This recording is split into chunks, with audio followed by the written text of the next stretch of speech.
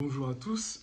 Aujourd'hui, j'aimerais vous partager, vous savez, cette notion de définition des choses. Je vais m'expliquer.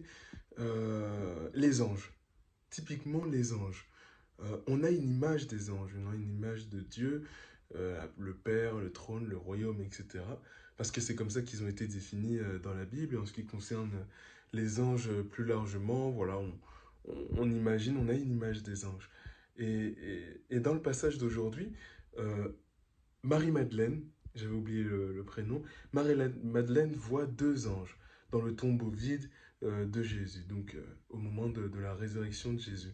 C'est Marie-Madeleine qui verra le tombeau vide et qui ensuite fera la rencontre de Jésus. Mais juste déjà ce passage avec les anges, je trouve ça important de remettre en question ces référentiels, remettre en question l'image qu'on a des choses, les a priori, etc. Ah, tiens, un ange, ça ressemble à ça, Dieu ressemble à ça, Jésus ressemble à ça, etc.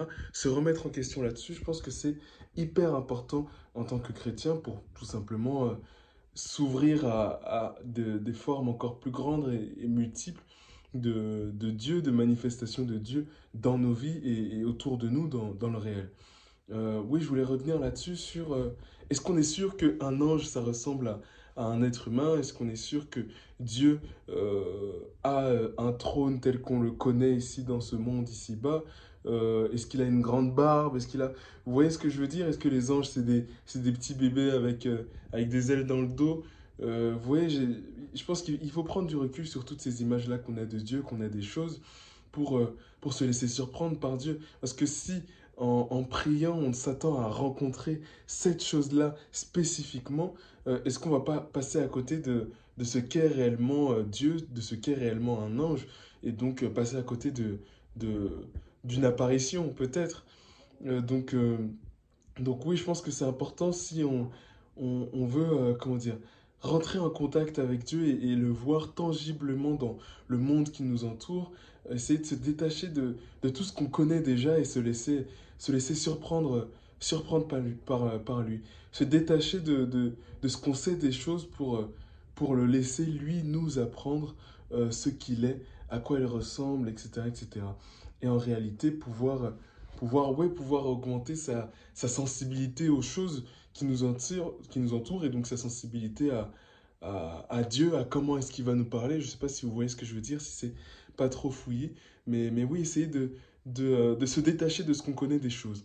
Et deuxième point de cette vidéo, typiquement en ce qui concerne l'apprentissage, c'est comment dire, le, l'attitude à avoir, se détacher de ce qu'on connaît déjà pour pouvoir apprendre plus facilement. C'est pour ça que c'est facile pour un enfant d'apprendre, c'est que il ne connaît pas et il laisse, comment dire, il laisse autrui lui apprendre, ah tiens, ça c'est telle chose, ça c'est telle chose, plus spécifiquement pour la lecture de la parole de Dieu, de la Bible. Si j'arrive avec toutes mes certitudes, etc., non, la vie c'est ça, le message de Dieu c'est ça, etc., quand je vais lire la Bible, je vais être déstabilisé, je vais pas comprendre, parce que en moi je suis attaché à quelque chose. Alors que Dieu m'invite à rencontrer, pas forcément toute autre chose, mais rencontrer déjà un point de vue différent, une manière de voir différente, un enseignement différent. Je sais pas enfin, un enseignement, comment dire, un enseignement amené différemment. Et donc, si je reste sur mes positions, Dieu va me parler, ou bien je vais lire la parole de Dieu et je vais pas comprendre. Je vais pas comprendre parce que je suis sur mes positions et que non, en fait, les choses, c'est comme ça, c'est comme ça, c'est comme ça, et je bouge pas. Et donc, il n'y a plus d'évolution. Donc voilà, c'est ces deux choses-là que je voulais vous partager. Alors, c'est un peu, je vous fais cette vidéo, mes vidéos sont faites généralement assez à chaud, assez au vif, donc c'est pas très structuré. Et j'espère que vous comprenez quand même ce que je veux dire. Voilà, c'est ces deux points-là que je voulais vous partager aujourd'hui.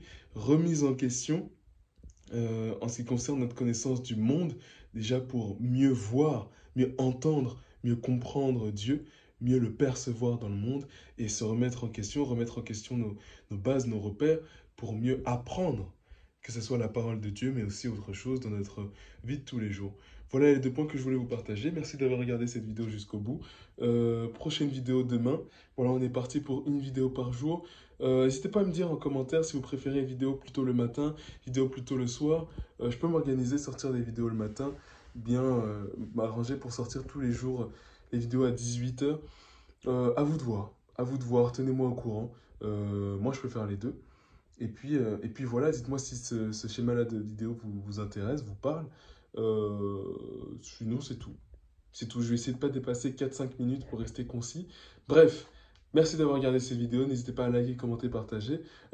Dites-moi en commentaire si vous avez déjà, comment dire, si vous avez déjà perçu Dieu, rencontré Dieu, un signe de Dieu, quelque chose dans ce style-là. Je ne sais pas si vous voyez ce que je veux dire, mais si vous avez déjà eu ce sentiment de, de rencontrer Dieu sans forcément le voir comme on vous l'a déjà défini dans la vie de tous les jours. Typiquement, euh, le, le, le rapport avec Dieu, la relation avec Dieu, je rencontre Dieu dans la prière, mais c'est pas forcément Dieu qui s'apparaît à moi physiquement, etc.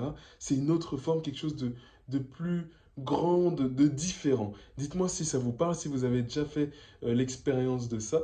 Dites-moi tout en commentaire. Je vous dis à la prochaine, je vous dis à demain. C'était Constant. Salut.